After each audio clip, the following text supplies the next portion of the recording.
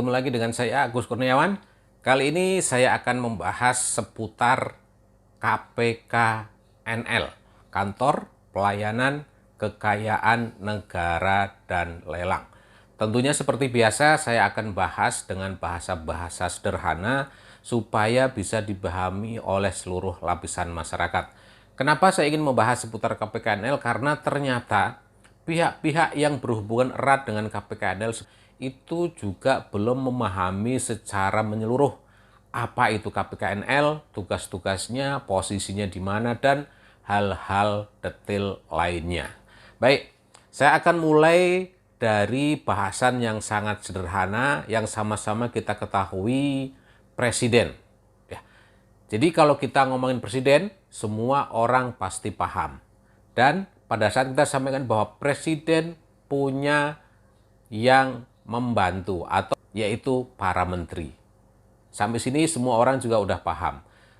Menteri apa saja seperti Menteri Pertahanan, Menteri Dalam Negeri, Menteri Agama, Menteri Keuangan, itu semua udah paham.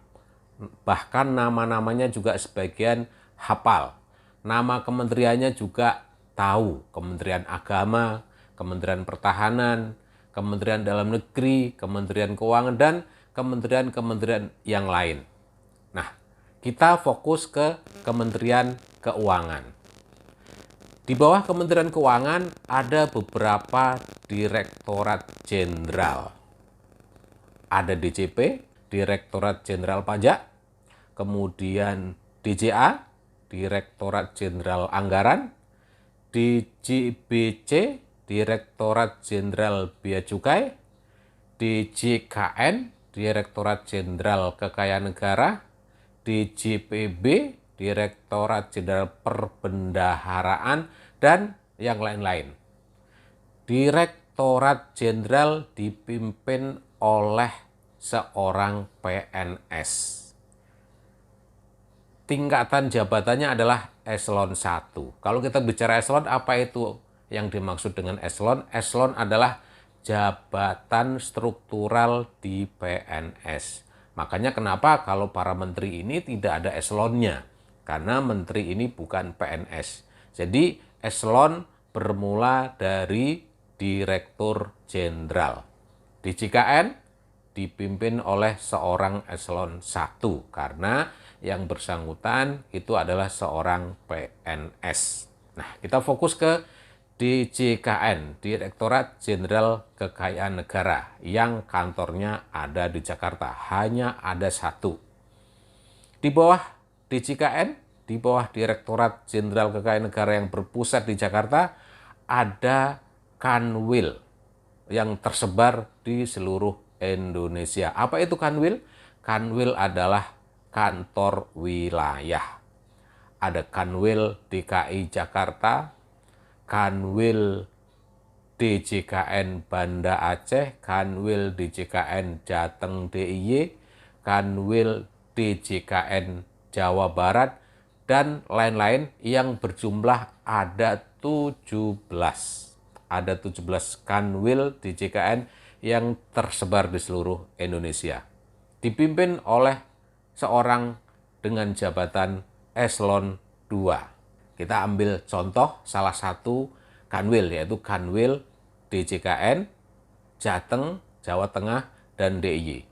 Di bawah Kanwil DJKN Jateng dan DIY yang dipimpin seorang eselon 2, itu ada 6 KPKNL, Kantor Pelayanan Kekayaan Negara dan Lelang, dipimpin oleh seorang PNS dengan jabatan eselon 3.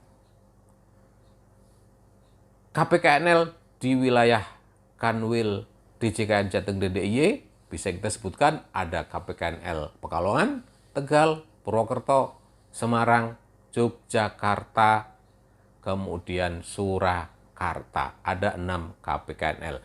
Semua dipimpin oleh seorang PNS dengan jabatan eselon 3. Di bawah eselon 3 sebagai kepala kantornya ada para eselon 4 yang memimpin seksi ataupun sub bagian. Ada subbagian umum, seksi hukum dan informasi, seksi kepatuhan internal, seksi piutang negara, seksi pengelolaan kekayaan negara. Jadi ada 4 seksi dan 1 subbag umum. Dipimpin oleh PNS dengan jabatan eselon 4. Masing-masing punya tugas, punya tanggung jawab. Di luar 4 seksi dan 1 subbag ini ada jabatan fungsional, yaitu jabatan fungsional pelelang dan jabatan fungsional penilai pemerintah. Kita bicara di subbag umum. Apa tugas subbag umum? Subbag umum bertugas terkait dengan tata usaha, kearsipan, SDM, keuangan, dan di sini ada bendahara pengeluaran. Bertugas membayar segala aktivitas kegiatan perkantoran, termasuk dari mulai gaji, pembelian barang, dan hal-hal lainnya. Bendahara pengeluaran, mengeluarkan uang. Kemudian kita bahas di seksi hukum dan informasi. Seksi hukum dan informasi tugasnya adalah terkait dengan publikasi, kehumasan, penanganan perkara, pengelolaan berkas piutang negara, dan hal-hal lain terkait dengan pendampingan pidana. Di seksi hukum dan informasi ada bendahara penerima. Tugasnya adalah menerima setoran pihak-pihak yang melakukan pembayaran karena berhutang kepada negara, atau menerima setoran uang jaminan, atau menerima pelunasan lelang. Kemudian ada seksi kepatuhan internal. Ini adalah seksi yang melakukan pengawasan proses bisnis dan juga terkait dengan kedisiplinan pegawai. Lanjut ke seksi piutang negara, tugasnya adalah melakukan, secara gampangnya adalah melakukan penagihan piutang negara. Apa itu piutang negara? Piutang negara adalah jumlah uang yang harus dibayar kepada negara. Contoh, hutang pasien rumah sakit pemerintah. Pasien tersebut pada saat berobat, mendapat layanan, tentunya ada biaya yang harus ditanggung. Setelah keluar dari layanan rumah sakit tersebut, ternyata tidak melakukan pembayaran. Maka pasien tersebut sejatinya adalah berhutang kepada negara karena rumah sakit tersebut adalah rumah sakit pemerintah. Begitu juga kalau ada mahasiswa yang nunggak SPP atau kewajiban pembayarannya kepada perguruan tinggi negeri, maka sejatinya mahasiswa tersebut adalah berhutang kepada negara, dan itu apabila diserahkan kepada KPKNL akan diproses dan diurus ditagih oleh seksi piutang negara. Seksi pengelolaan kekayaan negara bertugas dalam hal pengelolaan aset dari mulai perencanaan, pengadaan, penggunaan, pemanfaatan, pemeliharaan, penilaian, penatausahaan, sampai dengan pengawasan barang milik negara.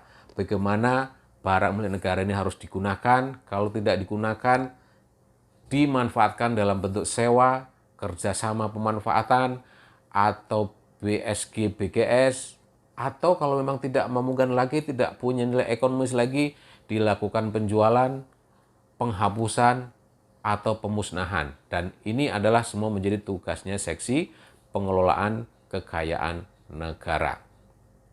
Di luar seksi-seksi ini ada tadi jabatan fungsional pelelang. Jabatan fungsional pelelang adalah tugasnya melayani permohonan lelang dari masyarakat, baik itu masyarakat pribadi, ataupun lembaga, ataupun pemerintah pusat, pemerintah daerah, bahkan perbankan. Untuk perbankan contohnya permohonan lelang hak tanggungan yang terkait dengan perjanjian kredit yang macet. Bank bisa mengajukan lelang terhadap jaminan yang telah diserahkan oleh debitur atau nasabah. Dari pemerintah bisa melayani permohonan lelang aset negara atau aset daerah, misal mobil, motor, meja, kursi, gedung, dan aset-aset negara yang lain. Dari swasta atau dari pribadi bisa melayani permohonan lelang sukarela. Misalnya ada suatu pelaku UMKM yang ingin menjual produknya berupa kerajinan tangan ataupun hal-hal lain, bisa juga diajukan permohonan lelangnya ke KPKNL dan nanti akan diproses, dilaksanakan oleh Javung Pelelang. Lanjut ke Javung Penilai Pemerintah. Penilai pemerintah bertugas melaksanakan penilaian properti, bisnis, dan kemudian SDA atau sumber daya alam. Untuk contohnya yang sering dilakukan oleh penilai pemerintah di KPKNL adalah menilai aset negara yang akan disewakan ataupun akan dijual. Dan semua KPKNL mempunyai tugas yang sama. Ada 4 seksi, 1 subak, dan ada 2 kelompok jabatan fungsional. Di Indonesia berjumlah 71 KPKNL, tersebar hampir di seluruh provinsi, bahkan sampai dengan kota ataupun kabupaten. Nah, demikian mudah-mudahan informasi yang singkat ini bisa dipahami. Terima kasih, mudah-mudahan manfaat. Assalamualaikum warahmatullahi wabarakatuh.